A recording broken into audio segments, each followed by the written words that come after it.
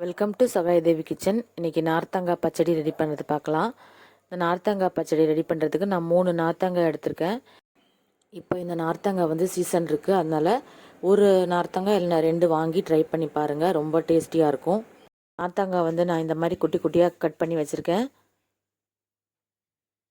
2 lemon size அளவு புளி வந்து நான் தண்ணியில் ஊற போட்டு வச்சுருக்கேன்.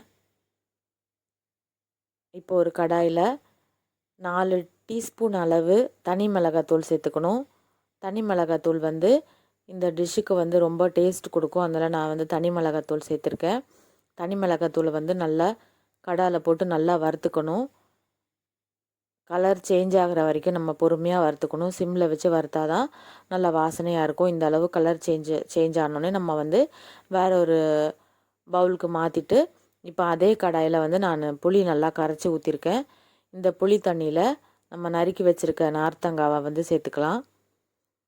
இந்த சைஸில் நம்ம நார்த்தங்காவை கட் பண்ணால் தான் நல்லாயிருக்கும். கட் பண்ண எல்லா நார்த்தங்காவும் நான் இதில் சேர்த்துக்கிட்டேன். நார்த்தங்காய் சீசன் டைமில் ஒரு நார்த்தங்காய் வாங்கி கூட இது மாதிரி நீங்கள் ட்ரை பண்ணி பாருங்கள், ரொம்ப டேஸ்டியாக இருக்கும். இப்போ ஒரு கப் அளவு சின்ன வெங்காயம், ஒரு கைப்பிடி அளவு பூண்டு சேர்த்துருக்கேன். பூண்டு சின்ன வெங்காயம் இந்த டிஷ்ஷுக்கு ரொம்ப நல்லா டேஸ்ட் கொடுக்கும். 4 பச்சை மிளகாய் சேர்த்துருக்கேன். 1/2 டீஸ்பூன் அளவு மஞ்சள் தூள், உப்பு ஒரு 2 டீஸ்பூன் அளவு உப்பு சேர்த்துருக்கேன். 1 டீஸ்பூன் அளவு தேங்காய் எண்ணெய் சேர்த்து நல்லா கலந்து விட்டுக்கலாம்.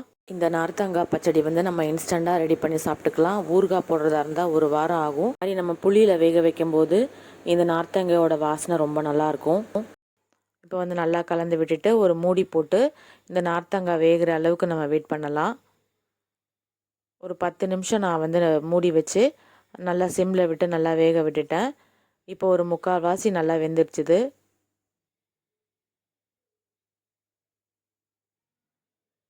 இப்போ வந்து நம்ம வறுத்து வச்சுருக்க தனி மிளகாத்தூள் வந்து இதில் ஆட் பண்ணிக்கலாம். இந்த பச்சடிக்கு வந்து காரம் புளிப்பு ரொம்ப முக்கியம், அதனால் நான் கொஞ்சம் காரம் அதிகமாக போட்டிருக்கேன். இது நம்ம 1 வாரம் வரைக்கும் கூட வச்சு சாப்பிட்லாம், ஃப்ரிட்ஜில் கெட்டு போகாது. நம்ம காரம் கம்மி வேணும்னா கம்மியாக கூட போட்டுக்கலாம். புளி வேணா கூட நம்ம சேர்த்துக்கலாம். சேர்த்து நம்ம பண்ணும்போது நல்லா டேஸ்டியாக இருக்கும். நான் வந்து இந்த மசாலா போட்டுட்டு திருப்பி கொஞ்சம் நான் புளி கரைச்சி ஊற்றிருக்கேன். இது வேகிறதுக்கு இந்த மசாலாலாம் வாசனைலாம் போகிற அளவுக்கு நான் கொஞ்சம் புளி தண்ணி சேர்த்து நல்லா வேக வச்சுருக்கேன். இப்போ வந்து உப்பு செக் பண்ணிக்கலாம். எக்ஸ்ட்ரா புளி ஊற்றினதுனால இன்னும் கொஞ்சம் உப்பு போட்டிருக்கேன். உப்பு போட்டு நம்ம திருப்பியும் கொஞ்சம் நல்லா வேக வச்சிடலாம்.